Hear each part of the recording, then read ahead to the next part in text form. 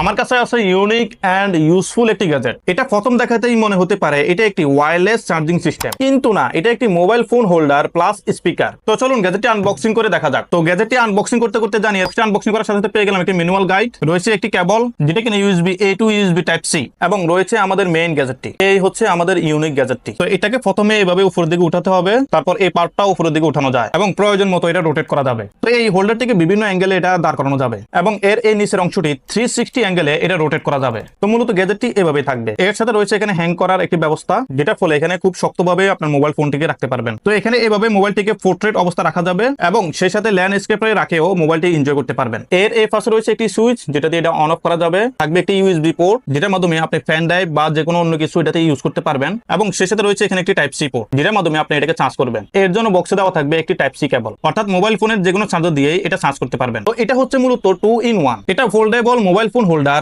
এবং একই সাথে এটা স্পিকারও। এর ব্র্যান্ড নেম হচ্ছে কিসনলি, যেটা কিনা সম্ভবত একটি চাইনিজ ব্র্যান্ড, আর এর মডেল হচ্ছে M1+। এতে থাকবে 2000 mAh এর একটি ব্যাটারি এবং এর হর্ন হচ্ছে 52 মিলিমিটার। এর আউটপুট পাওয়ার হচ্ছে 3 ওয়াট 1 অ্যাম্পিয়ারের। এর সাথে এর যে 2000 mAh এর ব্যাটারি রয়েছে সেটা দিয়ে এর থেকে প্লেব্যাক টাইম পাওয়া যাবে 7 থেকে 10 ঘন্টার মতো, আর এর ব্যাটারিকে চার্জ দেওয়ার জন্য সময় লাগবে প্রায় 4 ঘন্টার মতো। এর ম্যাটেরিয়াল ABS প্লাস্টিক দিয়ে তৈরি করা হয়েছে এবং এটি সাধারণত দুটি কালারে পাওয়া যায়, একটি ব্ল্যাক এবং আরেকটি গ্রে কালারের। তো আমার কাছে এই মুহূর্তে রয়েছে গ্রে কালারটি।